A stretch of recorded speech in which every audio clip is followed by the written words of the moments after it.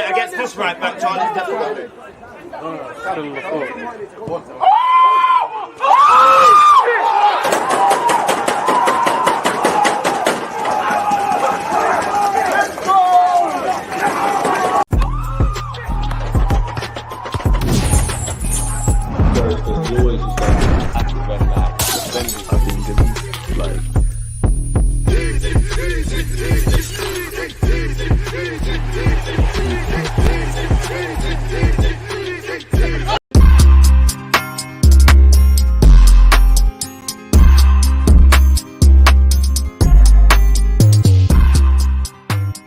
People, Deluded, I'm back again. Come on, Ian. Ooh, as Ian Wright just said there, people, Deluded, I'm back again. Jessica Black, she knows Arsenal. We've been doing streams for a while. I'm pretty sure you already know about what we're on. Smash the like button. Make sure you're following on all the platforms. We're heading off to her platform after this to probably continue the same talking points. But how you doing? I don't even know. Like, I want to pretend I'm okay, but I think the game against Bayern rattled me a little bit more than I thought. I haven't actually. Let us have your thoughts then, man. Let us have your thoughts. I haven't actually spoken about it yet. I had to take yesterday off, so I didn't say things that I didn't actually mean. Because I was like, sounds like you're emotional. I just feel like, I don't know. So after our game, I was like, okay, that was a missed opportunity. But what were we saying before this game? How many times did we say it? You will see Bayern's quality in this game. True, we did. And there's just I felt like there were too many Arsenal fans that were just looking past Bayern and looking too much at their league form and had decided that oh yeah, we're just going to beat them 3-0. And it was a huge, I feel like it was a huge wake up call, I think, for the fans. But from the players' perspective, I was a little bit disappointed that, that we had the errors. I feel like that was the main thing for me, because it's yeah, every goal is avoidable, but I do feel like we had a 15-minute period of capitulation that we ultimately gave it to them on a silver platter, man. Really, those 2 goals. Yeah, we couldn't have we just didn't overcome it. And so, am I happy that we still have a chance to go to Munich and get it done? Yes. Am I as maybe mad as some people are? No. But I do feel man, I just wish we would have I don't know. I feel because I know we're better than that. I know we're better than that. But I also spent a lot of time thinking about okay, so what don't we have? What is this team missing? Because it does feel in the Champions League, we're missing something. Experience, stars, the ability to create moments. I think Champions League is more about moments than as we talked about. Yeah, this machine. We have a machine in the Premier League that just eats up 3 points, 3 points, 3 points. That is so different than the Champions League. And I feel the players are learning that. But also, I do think we lack a couple of maybe players that can give us those moments. And the technical part of the game, I think, has been overlooked a little bit, because we go in with this big, strong physical team in the Premier League. But it may just be the case that in the Champions League, you need to be able to match up with the technical side of things. And this is the first time I felt we needed a fullback that was fast. And on the left or the right hand side? Both. I was just oh my gosh, we're gonna get into some individuals, but go on. I'm just thinking all these things are going in my head at the same time. Ultimately, I know we're good enough to go to Munich and do something. Do I think we made it more difficult for ourselves? Yes. But I'm we're definitely missing some key pieces here, especially for European competitions. And I don't think that can be overlooked. I think you're bang on the money, man. I actually feel you're right in a sense of, domestically, we haven't won the league to be talking with chess, but we've kind of bullied it. We kind of know what to expect. When we've gone into European competition, there's been teething problems. When we was on both of our platforms, we said that in the second leg against Porto at the Emirates. And I think that was the case in that game as well. For me, beyond the obvious, obviously, as you said, errors are there. I'm sure Mikel Arteta would have done things differently. I'm sure the players, but, and as you said, mistakes happen. But for me, mistakes that we've become accustomed to not seeing for a while since we've become this new look Arsenal side reared their head, whether it's, on the transitions, whether it's the individual mistakes. Do you put that down to nerves and naivety then?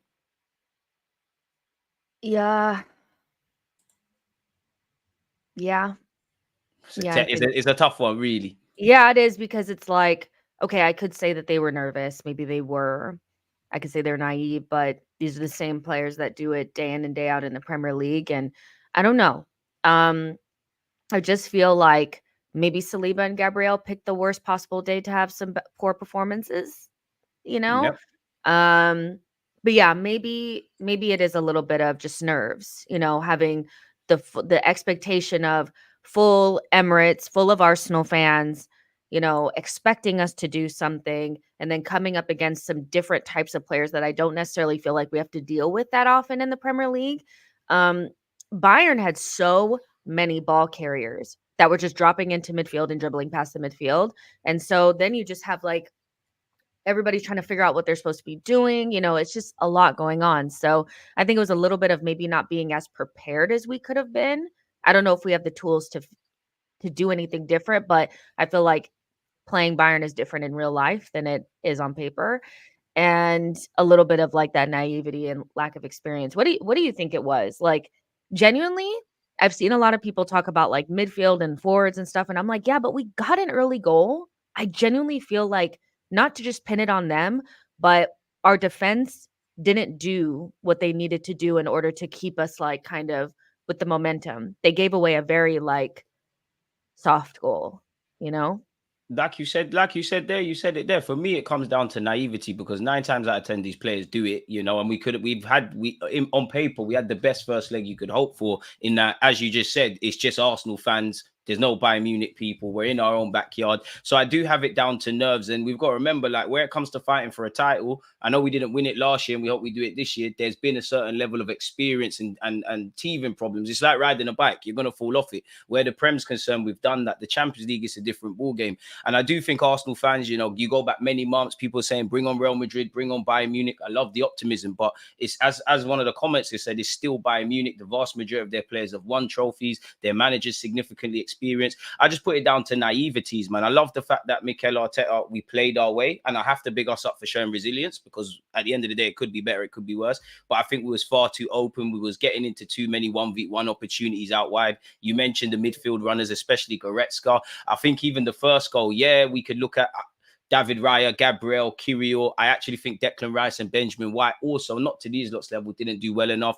The build-up play to the second was terrible because it's actually Neuer's actually put Deluded and Kimmich in problems, and it's just one straight ball. I'm not going to get at Kiwior for getting turned by Sane because it happens, but you've got to be stronger there. So for me, it's nerves. For me, it comes down to moments because we had moments, they had moments. We're going to get into those individual things in a minute, but you've got to be able to take your chances, man. I wouldn't say Thomas Tuchel tactically out for Arteta because Arteta's changes. Many people didn't want Zinchenko to come on the pitch. We made stupid mistakes, and I'm not going to get at my defenders because against Man City, it was the attacking players that somewhat let us down. I do think you made a great point about moments.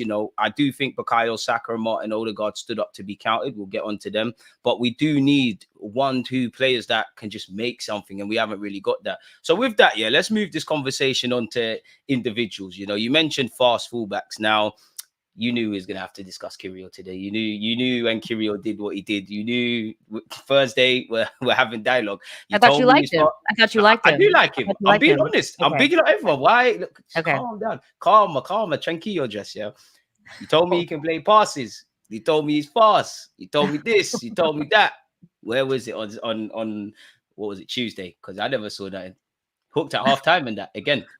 Crazy. Oh my goodness, you are so wrong for this, and you're how am I wrong? What have I said that's wrong? He got turned by Sane. He didn't deal with the it happens. I'm sure you've gotten turned in your lifetime as a right back. I'm not playing Champions League. I'm not playing Champions League. I heard he's very fast and he's a good passer and he's better than this and that. I'm asking you, why are you getting at me? I'm just on YouTube like you. I'm not a footballer. I'm asking you. She knows Arsenal, so I'm asking her about Arsenal.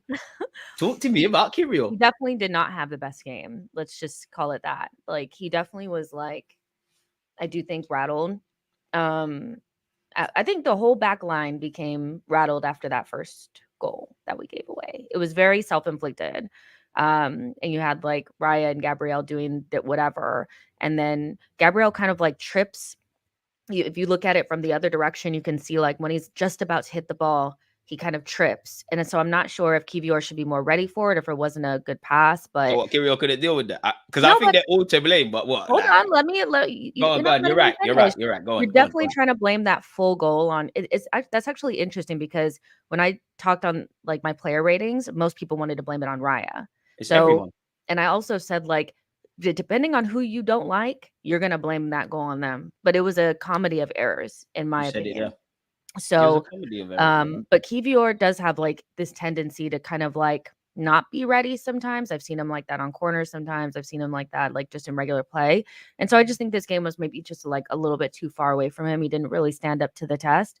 That being said, like I think there's something to be said about Zinchenko, somebody that, people have said for weeks that we've moved beyond, that doesn't have a place, that is no, actually go back in the tapes. Go back in the tapes. I never said that. I actually said Mind it.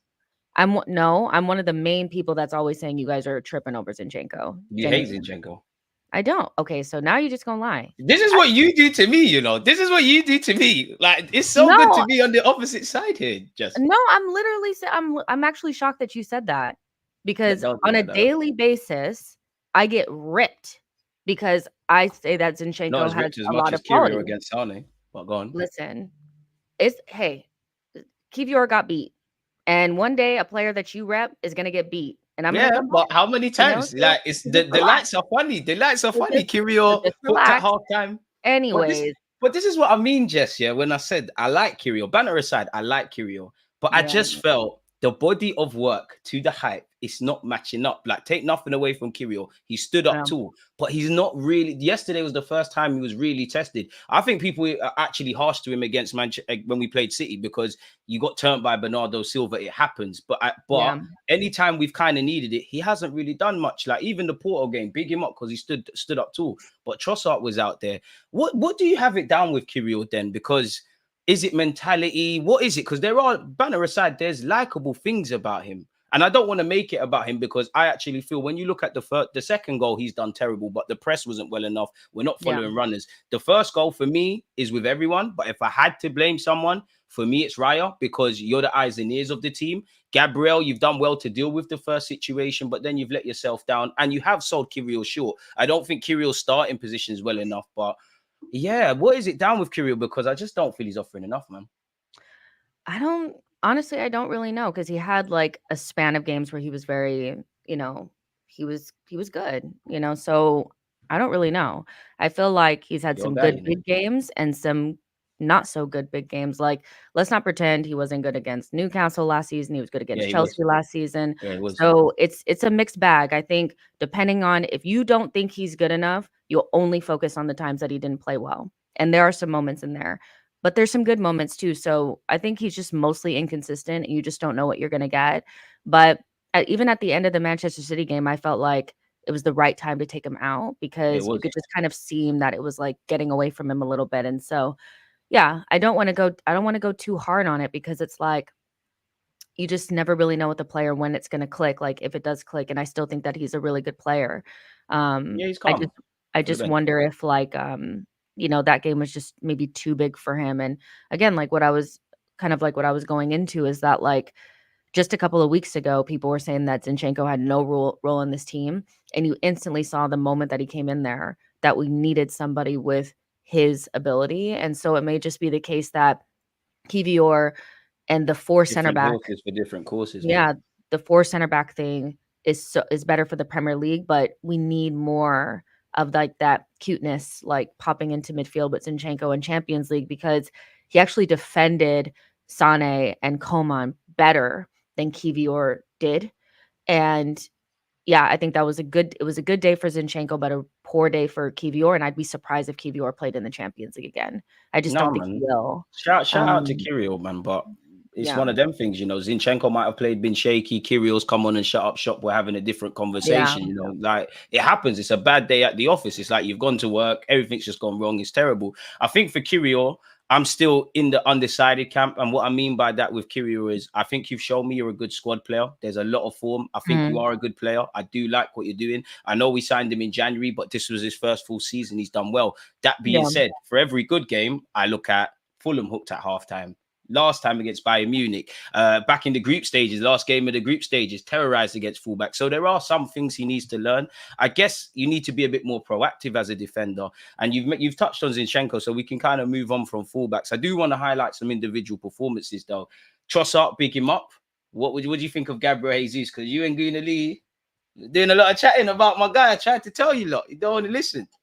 I still, again, what you heard is, oh my God, Jesus is the worst player on the planet.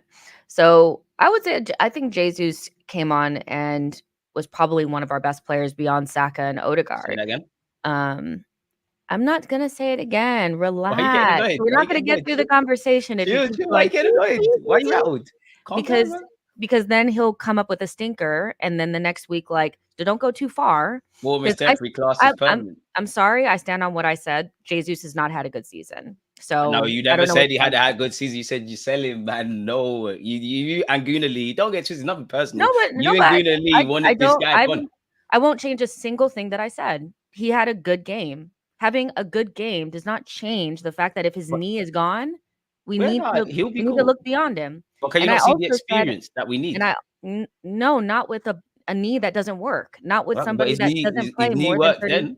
Jinky. No, I'm so sorry, but like this is very short-sighted thinking. No, we're not. Don't try and do all of that about the knee. Because don't do the thing about the knee. You didn't say the knee thing.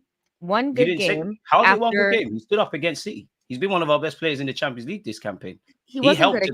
There has to be a correlation between him signing for our club and becoming champion, fighting to win and become champion. He wasn't good against City. I'm sorry. He was good. Like, go watch the game again.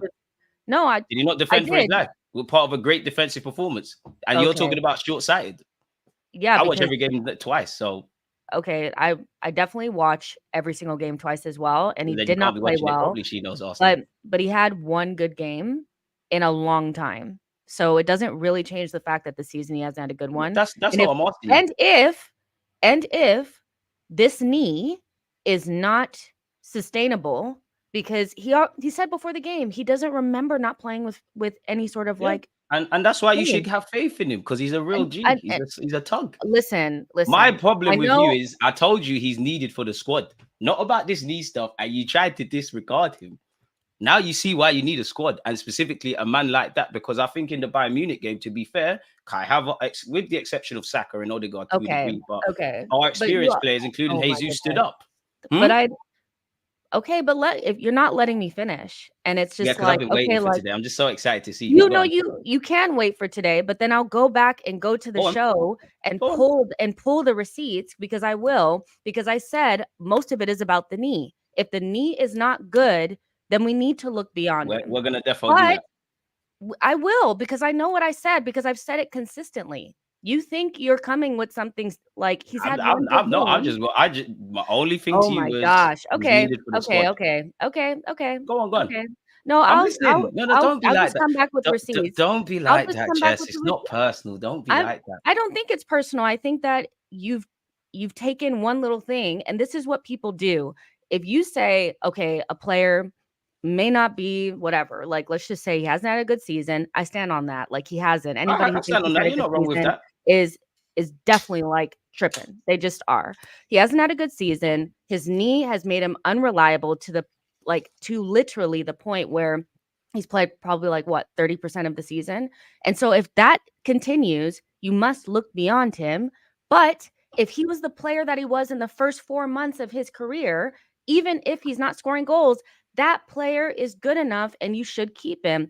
That's what I said. Nothing that I said. Nothing has changed. Nothing has changed. I'm not disagreeing with nothing has changed. Nothing has changed from the day before to now. Absolutely nothing has changed. He had a good game, and that's it. So is he a good squad player? Is he a valued squad player? If the knee is not bummed, yes. Is he a good squad player? Never said he wasn't. That's all I wanted. I don't know why you talk about knees and all of these sort of things. I hear it. I don't disagree with for what it's worth with a lot of what you said. You quite literally cannot disagree with me, because I've said nothing wrong. I'm 100% correct. There's no rights and wrongs in football. Football's subjective. Because you heard just like any other. I didn't hear, because you're not listening. You're not listening. I just asked you, is he a valued squad player? She doesn't like Jesus. She cannot see his. You said you don't like Jesus. That's what you basically. That's what You said no. That you said I just basically said it, or did I say it? I said, is he a valued squad player? That's what you said. I said, is he a valued squad player? This is why I love doing it live, because everyone can see this, you know. Did I say that? You don't like Jesus? I asked you, is he a good squad player? Is he a valued squad player, better yet? Because you're telling me about his knee and all this crazy stuff. You're coming at me as if I said. I'm not coming at you. No, relax. You are. I'm not. I'm asking. I just asked because you're like, I've been waiting for this day. What are you waiting for? Yeah, I'm just so excited to make content with one of my favorite collaborative pieces, man. Like, it's art. When I pull the receipts, this is gonna look so bad. Genuinely, there's nothing to look. There's no good or bad. Football. It is gonna look bad because you haven't done anything. You literally have not done anything. You've been waiting on nothing. You're talking about something I didn't even say. Sounds so deluded. Unfortunately, like the name, it sounds deluded. Because I haven't said anything that's wrong. It's still the same. You're going off on something I didn't mention. I just said, can you not see? I said, one, could you not see how he's a value squad player? And two, for all his faults, which you're asking a question that you know the answer to because no. I'm asking you. Again, football's subjective. Not everybody knows anything. He's a good squad. A good squad player. He would be a good squad player. And what's the second thing I asked you? Before you cut me off, where you look at Jorginho to a degree, where you look at Kai Havertz, where you look at Trossard, where you look at Gabriel Jesus, and where you look at someone's name I've missed out now because you keep talking over me, can you not see in certain moments why experience is valid? Every time I tried to speak, you talked over me. Stop acting like I'm talking over you. You won't let me get a word out because you feel like you've gotten a gotcha or something and you don't. There's no gotcha. There's no gotcha. Like, I just think you and Gooner Lee were disregarded Jesus. That's about nobody disregarded him. You were in your feelings. We moved on from that. Nobody disregarded him. You were in your feelings. Nobody disregarded him. I can never be in my feelings with no man. Let's not do that. Look how you're speaking. My volume has been the same. How can I be in my feelings? You're saying I'm right, I'm wrong, you're doing this. It's just a conversation. Everybody's right, everybody's wrong. Not a conversation. Okay. What are you talking about? I'm not going to be gaslit. Everybody is watching. Gaslit. Don't do that. Listen, people, I'm not gaslighting no one. You're trying to gaslight. You're trying to make it seem like okay. You know what you're doing. No one's gaslighting. You know what you're doing, and that's fine. You're wrong. No one's gaslighting. And that's fine. You're good. And everybody's like, she's rattled. Let's go. Okay. She's not rattled, man. She's not. Listen, I'm genuinely not rattled. I'm surprised that you're coming at me like this because you even also said, "Oh, well, you didn't something about Zinchenko." I'm one of the biggest defenders of Zinchenko, so you're just okay. Can I say something? Can I just stop you there? Can I stop you there then? Can I stop you there then? Can I stop you there then? I'm not. Nobody's gaslighting you. Can I ask you a question? Go to another part of the conversation. Yeah, that's cool. That's cool. I hear that. Can I speak now? Can I speak? Is that cool? What you just said, 10 seconds. Okay. What you just said. Go ahead. You've got two of these, one of these, please. Can we be respectful? Thank you to everyone. Yeah. Can we be nice to everyone? Goodness. As I was saying, what you just said 20 seconds now. This is wild. Go ahead. As you just said 30 seconds ago now, because time is ticking. When I mentioned concerns about Kiwior, since we're talking about receipts, and I can go back on our streams, you said I don't like Kiwior. So what's the difference? This is it. There's no I got you. Listen, if I didn't rate your opinions or anything you have to say, you would not be on my channel. I wouldn't be on yours. Everybody sees things completely differently. That is it. We all want where Arsenal want to be. I am just simply saying you have to value the squad and you have to value Gabriel Jesus as part of that for all his faults, like everyone else. But you've agreed with that, so it's all calm. Now we can progress on the conversation. I wanted to ask you about our centre-backs or go back over our centre-backs. You know, obviously, a lot of Arsenal fans, including myself, and I still think it's there in a sense of we've got one of the best duos in world football, both of them individually and collectively. Does that game make you look at them differently? No, not really.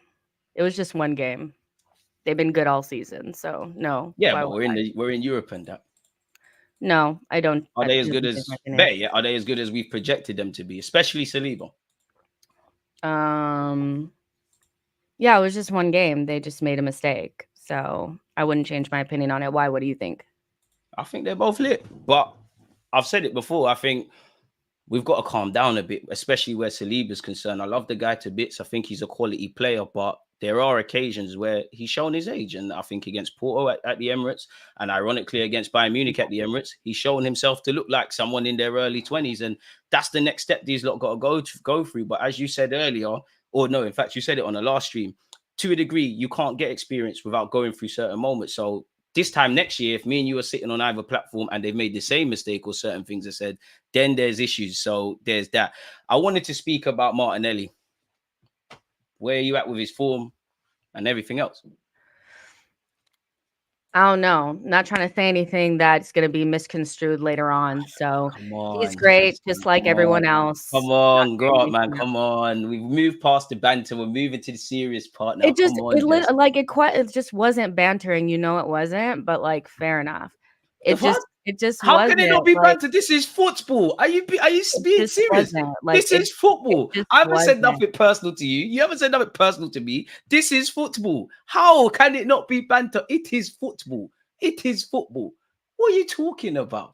I'm like something. I'm like, what if I'm gonna say something, and then next week you're gonna come back and be like, but you. And likewise, if Kiwior goes in, actually remember what I'm saying. So I'm not gonna come back here. Are you mad? If the season goes down to the last game, in fact, better yet, if we got to a Champions League final, if we go and beat Bayern Munich at their place, if we beat Spurs, if we beat Chelsea, if we beat United, and Kiwior's man of the match, and I say he's the man of the match, you are going to come and say, oh, you didn't rate Kiwior, you hate him. Stuff you've said on your platform. Did I take it personally? Because you know I don't feel like that. Calm down. It's not that deep. It's a game of football. Relax. Calm down. I'm just like, nobody's doing FBI things. And you said this in 1984, or for your case, 1935, and we're keeping it against you. Come on. Yeah. I'm just trying to make sure when I come back that it's not like you're gonna come at me with some nonsense. Oh, this is like fully nonsense. So. I thought you was better than this, Jess, man. You normally are. What's wrong? What's wrong? What's happened? What's wrong? Because I came here for a conversation. And I've just been like, full press for no reason. You about Martinelli. So is everybody listening? I don't know how many people are in here, but listen, everybody listening. Forget that. Your thoughts on Martinelli. Nobody listen. This is football. So Lauren, I am speaking my truth, but it's like I'm speaking my truth and then he's hearing something else. It's actually insane. Martinelli is not having a good season. I said that before. And I also said before on my channel that he's somebody that I feel like could be upgraded on that side, you know. So I don't know what else to really say. People are blaming it on everybody else but him. He's having a poor season. So no matter who's playing there, no matter if it's Rice or, you know, it's whoever's there, he's just not involved. So I don't really know. Like with Martinelli, I just don't think he's having the best season. I think the injury has stunted his like whatever he was doing last season. And so I don't really know with Martinelli, to be honest, but yeah, I just think he's having a weird season. And I just find it weird that, you know, people are like, well, Martinelli can't survive on that left-hand side because the midfield is not good enough. And I'm just like, well, then why is Trossard scoring? What do you mean? So I don't really know. I'm not really into like blaming other players for the reason why somebody is not playing well. Because even when Zinchenko came in, I think they're on at the same time for like 20 minutes. Nothing really changed. So I don't really know with him, you know? So yeah, what do you think? I think it's more I think you said it there, and I think it goes back to you've got to look at things with a twofold, if that makes sense. I feel in life you have to take responsibility for yourself while you're not performing, etc., etc. Whatever Martinelli needs to do to get back to the Martinelli that's been there, he needs to answer himself. That being said, though, you look on our right-hand side with Odegaard, Bukayo, Benjamin White, there's stability there. Left-hand side is open season. We've seen Jorginho, Partey, Declan Rice, you know, Fabio Vieira, a whole different lots of number 8s on the left-hand side. We've seen a lot of fullbacks and even out wide. And I do think what's underrated as well is he's not had Gabriel Jesus, who's ironically been injured, and take nothing away from Kai Havertz, rightly so. He's one of the first names on the team sheet, but Jesus used to pull out to the left a lot. So you're robbed of those kind of relations. That being said, Martinelli needs to go back to the drawing board and do something. This is why I personally don't put him on the level of Bukayo Saka, because Saka has mastered the art of whatever people have to say about him, whatever people have to think about him. He's scoring the goals. I think he's got like 30 goal assist contributions. Martinelli, a bit like Odegaard. Odegaard's found his goal scoring touch again. Martinelli and Odegaard are still learning that. And last season was the first time they kind of announced themselves. I do think Martinelli's worked very well defensively, and that's probably a reason why, despite this form, he's still on the team sheet.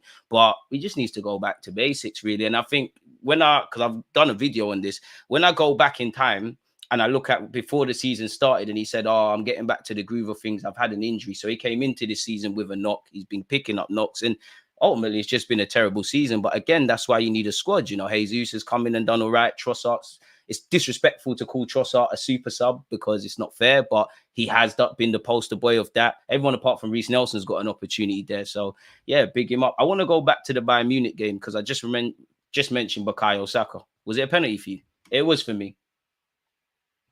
Yeah, I think it's the only reason why people are acting like it's not a penalty. One, I think some Arsenal fans are acting like it's not because they're mad about the result in itself.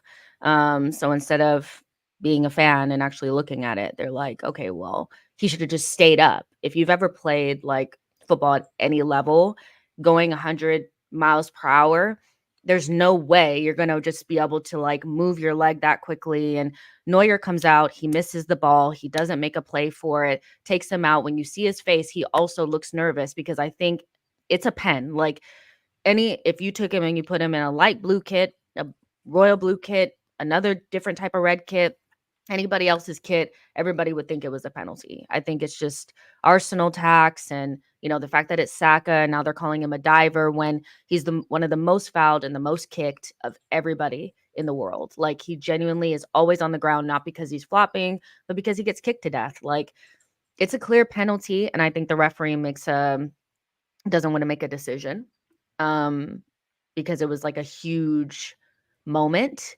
And then people are trying to compare it to Gabriel's handball when, to be honest, like the situations are not comparable. Like I hate these types of conversations. Do you think that was a pen as well? No. I can't lie. By the letter of it, I think it is. I can't lie to you. I think it is.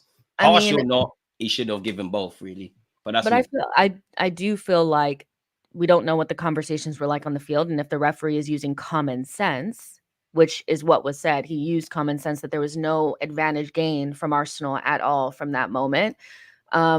It's just not, you know, so it's like, well, it's not a penalty. And even if it was, Bayern should have got one. I feel like that's just like weird logic. It's a penalty. Like it just is. And he just didn't call it, I think, because he didn't want to make the decision. Yeah, he bottled the big moment. He bottled the big moment. I think it would have been a harsh pen. I do agree with you about him using his common sense, but the letter of the law, it is a penalty. So I can't cry injustice on one hand. As you said, they're not comparable, but right is right, wrong is wrong. I think you made a great point with, you know, people are not looking at the movement of what Saka's doing. Do I feel Saka is playing for contact potentially? Yes, 100%. But when other players do that, you know, we had Didier Drogba in this league. A man Mountain could probably lift up a truck. He used to go down like a balloon half the time. And the people would call it smart. I like the fact Saka did it. Could he have stayed on his feet? I did feel first time. I feel watching the game again, a bit of what you said when you're going at full speed is probably unrealistic and there's nowhere for him to go. I feel in that moment that ref bottled two big decisions because I also think although Davies is missing out on the Bayern Munich second leg, he should have had a second yellow. And the one thing I'll give Saka is we asked him to turn up in big games. His records are there. He obviously didn't turn up against Porto and he did his thing there. Do you think it's time that Jesus or Trossard start, especially going into Aston Villa?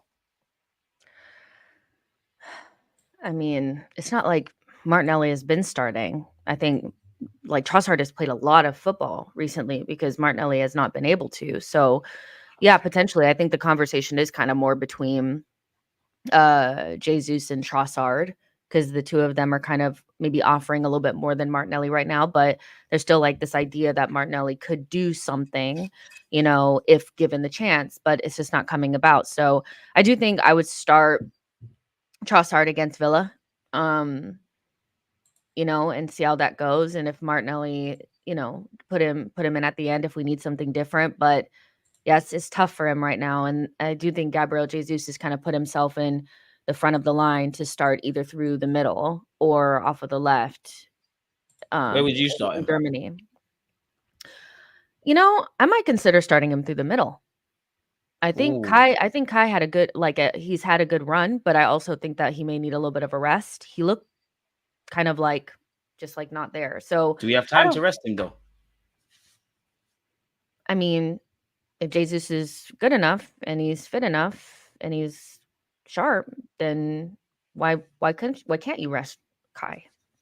Because for me, it's almost like, I hear you. I feel, you defo could rest him. Arteta needs to be cute and clever with his squad. And I feel rest could also be extended to, not saying you're not saying this, but it could also be extended to some people got 45 minutes, some people got 60, some people got 90, some people have days off, some people won't. I must admit, I think Kai has to play because, it sounds cliche, but as we know, every Premier League game is a must win. In Munich, I think he has to play because I just think whether we win, lose or draw, he'll have a bearing on the game. He's German. He's playing a German team in Germany. Football has a funny old way of it. And I just feel Kai's doing his thing, man. I know people will say he's not worth 65 million. He's doing the basics. And I hear that. It's cool. But right now, for me, Kai is doing well. Like, even in the build-up to Saka's goal, the Odegaard was fantastic in the pockets. He's had a part to play. I would personally play him. I feel for Jesus, for me, unless you're talking about resting Saka, which going into Aston Villa, I'm not hearing it. Go out there, win the game and sub people. It's Havertz up front. It's Saka off the right. And then I'm probably going to... It's harsh on Trossard, because Trossard deserves to start. It is harsh, but I probably would go with Gabriel Jesus. Where are you at with Thomas Partey and Tomiyasu? I mean, Thomas is I don't know what people expect from him. I've seen some people kind of like overplaying the performance a little bit. He made one pass that was actually supposed to go to Jesus, but ended up going to Saka, which was very lucky. But even if he did just make that pass and it was an amazing pass, he also made a couple of mistakes as well that could have been costly. So I think it's just so unfortunate that he's been out the entire season and now he's come back in and you really need him fit, but he's not fit. And he's somebody that needs multiple games to get up for it. So, I mean, idealistically, you'd want to use him. But there needs to be some sort of conversation about the midfield, because even against Brighton, I don't necessarily feel like Jorginho and Declan Rice worked. I think there were times where we were so much better than Brighton that it didn't matter. But there were just too many times where Rice was ahead and Jorginho was back. And then there was this big gap in the middle. And once they bypassed that press, they were going straight towards our back line, and Brighton are crap, but Bayern are not. And I think we saw something very similar where it was weird. Rice was almost like it's Rice and then their midfielders dropped into that space, and then Jorginho was closer to the back line. And so something needs to happen there. And idealistically, you'd want to be able to bring in Thomas, but it's like, I don't know. Gun to your head. Do you start him at Do you start Partey either against Aston Villa or Bayern Munich? I'll extend that to Tomiyasu as well. Gun to your head. I'd probably start Thomas against Aston Villa, and then play Jorginho against Bayern, and then Tomiyasu, I'd probably start him against Villa and start him against Bayern. I just feel like we need to get them integrated and we need to take a risk. And the only way to do it, to get them ready for Bayern potentially, is to play them against Villa. And listen, they're not going to have Douglas Luiz, which is a big, it's a blow for Aston Villa. So I would imagine Tielemans is not going to run past Thomas. I would hope. That's one player that's going to get slandered on social media if he has a bad game. He's so easy to get at. Who, the amount of videos I see of somebody like a fat light-skinned person just running very slowly. Tielemans is Tielemans. Be in it. Yeah. But I mean, it's a tough one. Arteta needs to figure it out. But whatever team is out there against Bayern kind of has to be like the team that you put all your eggs in the basket for. And Gun to your head settings. Yeah, exactly. So Arteta needs to figure that out. And I genuinely feel like he needs to look at the midfield and say, is our best use of Declan Rice against Bayern for him to be higher up? Or do we need him stopping the counterattacks? That's a good question for you. Because somebody asked that, and how would I frame this to you? Do you think, obviously he's a 6. We know he's a 6. We know he's played at 8. But when you look at the Bayern Munich game, do you think Jorginho should have played further forward than Rice? And do you think in games like that, you probably need more of a traditional number 8? Listen, that's I think a deeper conversation. I feel like we kind of been saying it since the beginning that we've been doing well with what we have and we found a solution. But the beginning of the season was definitely, I feel like a lot of it had to do with the lack of a true midfielder in there. And we figured out a way to go around it, but there's still a disconnect there. Maybe that's impacting Martinelli. I know people are looking at it. They're like, that's what's impacting Martinelli. I'm sure it's impacting the left-hand side, but genuinely, there's too much emphasis on Odegaard to be all things to everybody. I looked at his comp from the Bayern game, And when I tell you like 90% of it was defending and dropping deep to collect the ball off of the defenders and try to get us in the up the pitch. pockets. And that's great.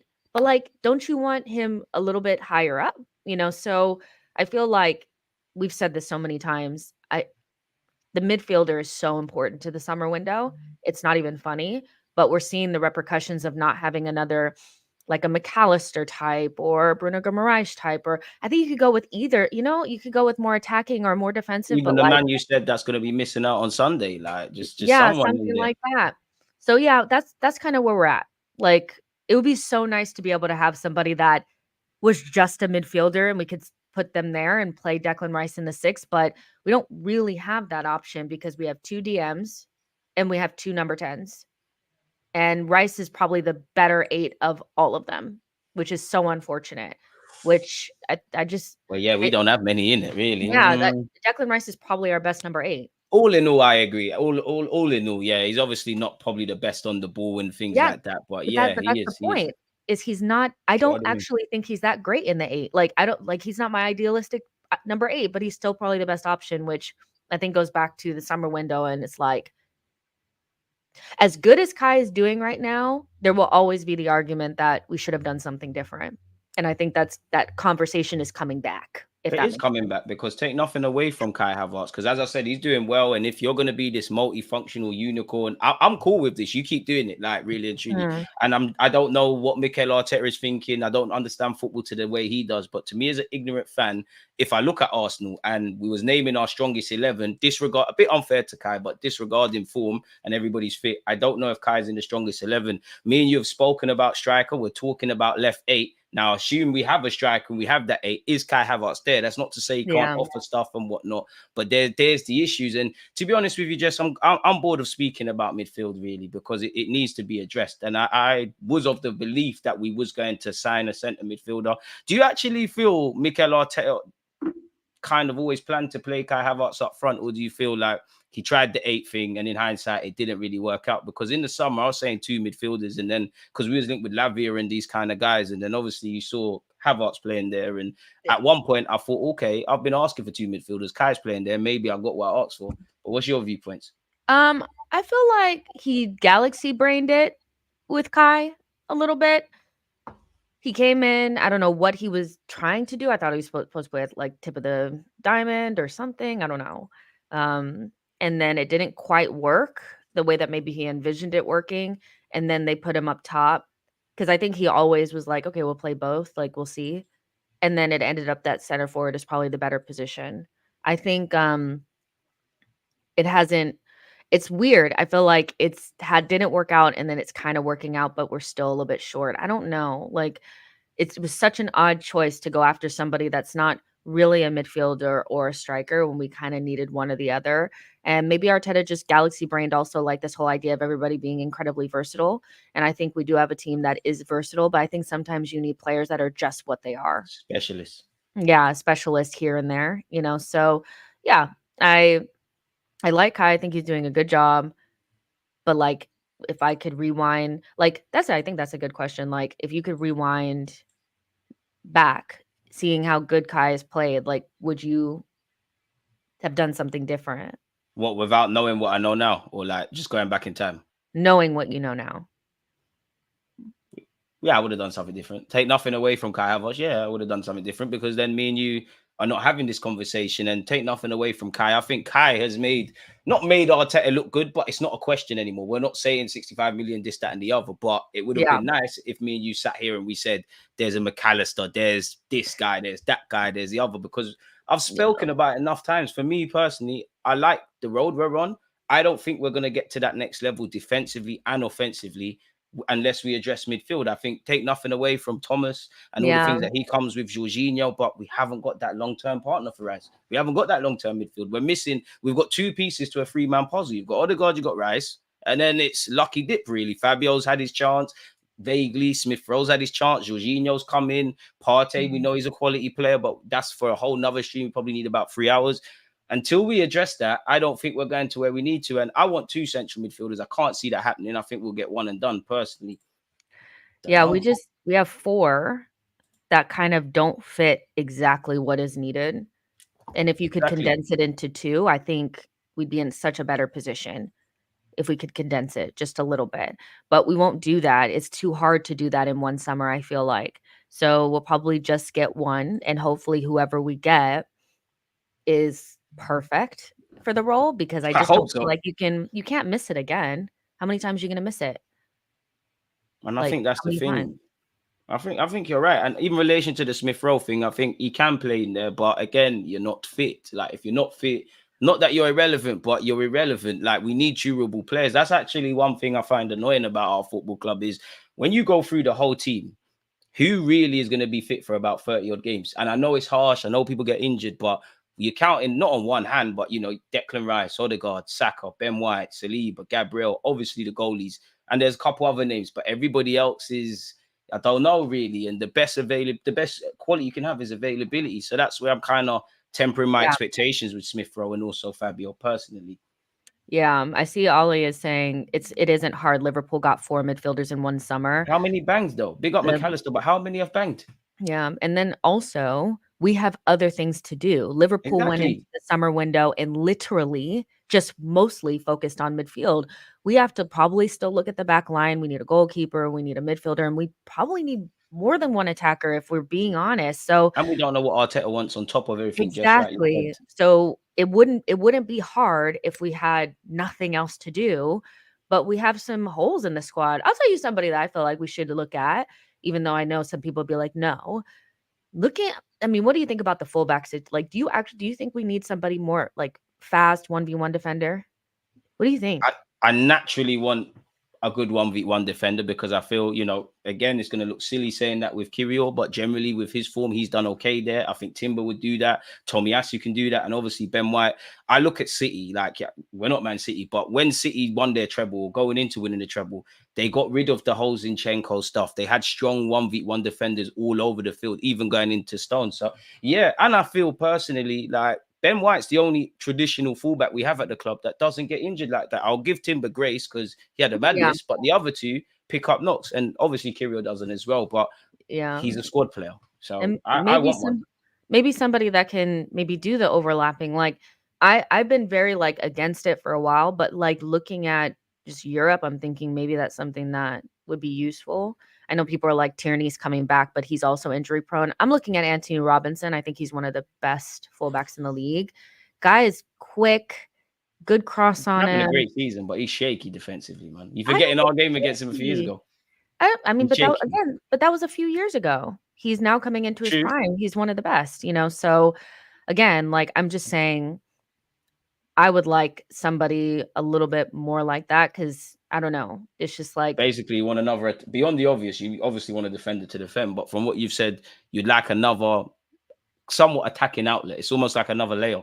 And also somebody that's like fast. So fast going in both directions, I guess. I'm just rolling it around in my head because I was just like, it just was so crazy every single time Sane got the ball. Every single time whoever got the ball, I was just like, are they just about to run right past us? Like, what's going on? But that's the thing. Like, that's what was annoying me because it's like they know it. They know Sane is good. And to not see us double up against him and just make it a bit more difficult, that just, for me, I think is psychological because Sane is great. Yeah. He can do that anyways. And as I said, where Kyrgios concerned, Bernardo got past you, so what? Sane got past you, so what? You're not going to keep them quiet for 90 minutes. But it's far too easy. And I feel when you look at fullbacks against wingers, many people don't speak about it, but they don't think about how the centre mids have to support. Like, again, you can't blame Declan Rice for the first goal we conceded. But when I look beyond David Raya, Benjamin White, Saliba, Gabriel, Kiwior, Declan Rice is unaware of what's going on. Even for the second, Jorginho's pointing. Unfortunately, Uncle doesn't have the legs. So it's crazy. It's annoying, man, that we have to learn on a job like this. Yeah. Oh, also for people that are like Robinson is washed, he'll get a big move this summer and it'll be to somebody in the top 6. No, he will. He will. He will. I don't know, He's not like I would not just say because he's American. Like I don't rate half the players in that team, but him I do rate. So I'm just saying somebody like that. We need like more speed. That's in general on every line. We probably need more speed. That's probably just it. I mean, who doesn't want pace? But for me, I would say the biggest thing I want is a real centre mid, man. If we could get a midfielder that does what, obviously not like for like what Odegaard does, but cultured on the ball, press resistant, all of that jazz. We're going fit, we're going clear. Obviously, I'm conscious of time, so I want to kind of get into the question segment that my fans have asked for you. But before that, big up yourself, Samuel. I'll let you answer this. So, quick question: how much do you think we have missed Timber this season, as in his player profile and qualities he brings to the team? What do you reckon for that? A lot, because you have two extremes. You have so many different extremes in that position. One, you've missed him to be able to step in on the right-hand side for Ben White, which I think he could have done, so he didn't have to play with that injury. Because I'm just like afraid Ben needs, like, I think he needs surgery, and that sucks. He said it. You're right. Him yeah. and Jesus have said Summer might have to do something there. Yeah, so that's rough. But then on the other side, like, he's the perfect combination of technical, physical, going forward, going back. And I feel like Tomiyasu is too far in one direction and Zinchenko is too far in the other. And it'd just be nice to have somebody that, I know we were talking about specialists a minute ago, but in terms of our fullbacks, having somebody that can kind of do everything. We didn't really see him like fully get into like the offensive bag like before he got injured, but I'm pretty sure that he's somebody that could offer a little bit of something going forward. And yeah, I think we've missed him quite a bit. I think a lot of what we were trying to do this season was based around him.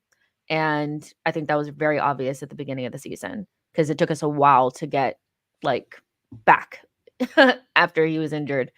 Yeah. She's preaching. She's preaching. Like she's preaching. There's nothing. Why is Rom here? Pardon?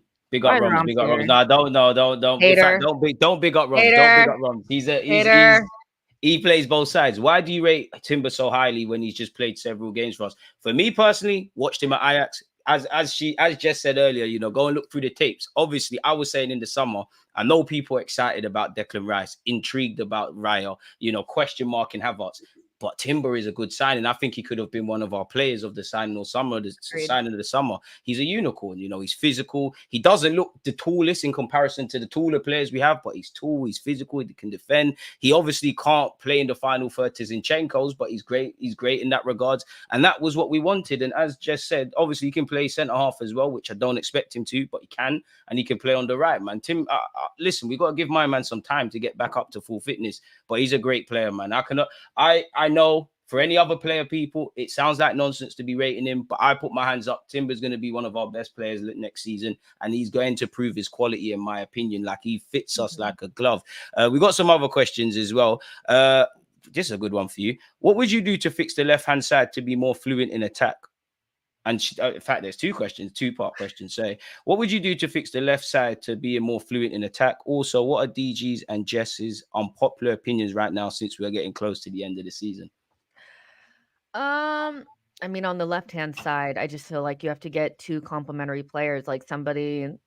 If you have Martinelli on that side, then you need somebody in midfield that can chef it up. I feel like you need somebody that can get on the ball. Bring back Granite. Exactly. You need like a Granit Xhaka, like a good passer of the ball, somebody that can see the passes in between the lines.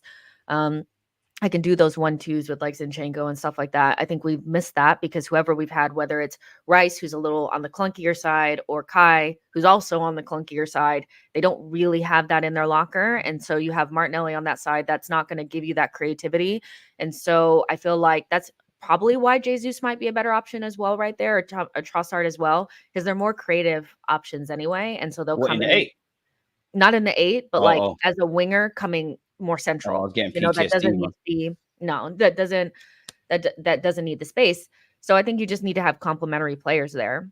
I think it's just that I don't think we've had that for some of the time. And then it's just a question about, I don't know. I have a question about Martinelli. Has he maximized the left wing position to the best? Needs to add more variety into his game, man. Obviously, you know, I do think everything we've spoken about on that left-hand side in midfield, obviously the left back, I actually think he misses Gabriel Jesus playing up front. There just needs to be more variety in your play, really and truly. Yes, we know you like to run in behind and you're direct. You just need to add more variety. Look at Bukayo Saka. He can play those nice little passes and 1-2 centrally, can take you down the flanks. On occasion, he's brought his right foot into it. So the more gears you have, the more unpredictable you are. But this is the trials and tribulations of young players. I will never give up on Martinelli, because I think your mentality's spot on. I think you turn up in big games, not against Bayern Munich. But yeah, in relation to Odegaard playing on the left, I'm not too sure why Arteta can't do that.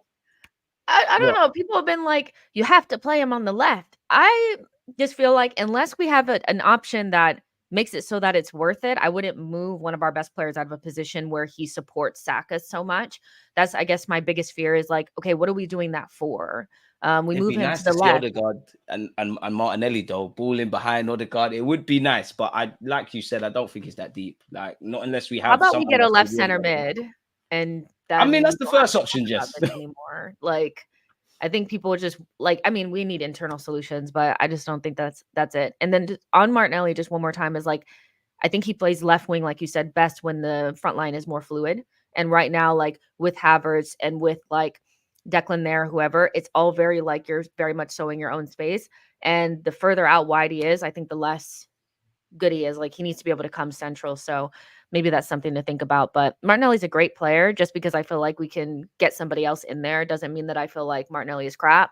And so it's unfortunate he's not having a good season, but that doesn't mean that I don't think that he's still have so many more levels to go.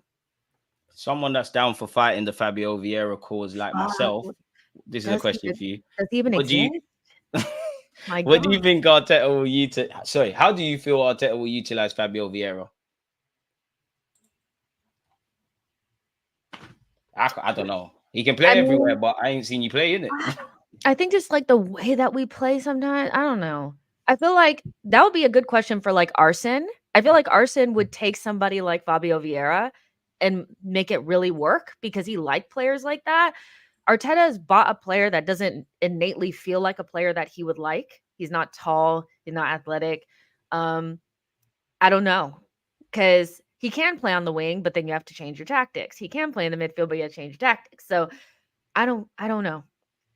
I just think he's just unfortunate, man, in that like the system's kind of left his profile to a degree. You don't get your best performances from him out wide. He's not. I do think there are guys that play out wide that are not necessarily traditional wingers. You look at Cole Palmer, Foden, Bernardo Silva, and I would look to Fabio Vieira and say you might never be these lots levels, but how do they affect the game out wide?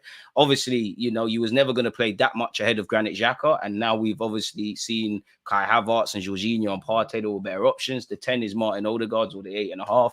So that's where the problems are. And also going back to what we said, injuries. He did arrive at the club with an injury. So it's difficult, really. He's shown his quality in little bits and pieces, but it just hasn't happened for him. Let's get one last question on before we go. Oh, we forgot about the unpopular opinions. Oh yeah, unpopular opinion. Go on first. You first. Oh no, ladies first. Are these gonna come back to bite me or what? Only if you take it to heart. Okay, let's see. I don't need. I guess an unpopular opinion would be that I don't know. You go first. No, I don't know. Ladies first. You was just about to say something. Don't be scared, man. Unpopular opinion. You're letting the people down, man. I know, because I'm on the spot and I don't really know. Oh, I guess. Okay. So this is like a all-time unpopular opinion. An all-time unpopular opinion for me is that I do think that Saka would actually be a better midfielder than a winger if we put him in midfield. I actually think he'd be a really good left 8, and I'd like to see it. I'm sure he did that during lockdown or whenever. He did, and those are some of my favorite Saka performances. But yeah, fuck that, man. Fuck that. It's a winger thing for you, Saka. I think he would be so good as a left 8. Like, he's just, yeah. What would mine be? I mean, but also still out on David Raya would be one for me. Jury's still out on David Raya. Kiwior's overrated. Kiwior is overrated. But that don't mean I don't rate him. It's nothing to do with Kiwior. It's just, and it's nothing to do with you before you get angry again. It's just I've never seen it. Like, there's not the body of work to be hyping, and he's our best left back. And Arsenal fans live in the stars. In fact, unpopular opinions, Zinchenko and Gabriel Jesus are 2 valued members of the squad, and they need to stay here at least until we win a Premier League title or so. So yeah, people. But I'm conscious of time, people. We're running over. We're heading over to Jess's channel. So follow us over there. Pardon? Where I'm safe. Yeah. Oh, mate. Where I'm safe. Listen, on behalf of the chat, not myself, because I don't apologize. We're all with them. The chat is apologizing for hurting your feelings, but people were out, man. Smash the like button and all of those things. Just before we get out of it, let people know they can find you. Guys, She Knows Arsenal on YouTube. Just type it in and we'll be there. We're gonna change that to She Takes Everything Personal. But yeah, people, go over I there. was attacked. Have you even sent? You weren't attacked. What kind of gaslight? Now we're gaslighting. Girl said attack. I was attacked. I couldn't believe it. I was like, damn, I was having a nice time, and then all of a sudden, just out of nowhere. I even got the link for your for the stream as well. Like, you're safe, man. You're safe. You're not attacked. You're good here. You're one of us. It's just all banter. It's all internal. It's all internal. But yeah, people, we're late for her platform, so we're going over there. Head over there. You know, in relation to her platform, all you got to do is check the title. Don't be lazy. Go over there. Join us. The conversation's extended, and I'm probably gonna get my, karma really and truly over there. But because I'm not a mean host. So. I'm a big game player. You're right. You're not. Yes, you are a mean host. At least I don't kick you out like this.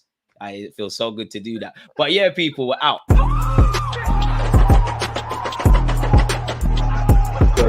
always use that active red light.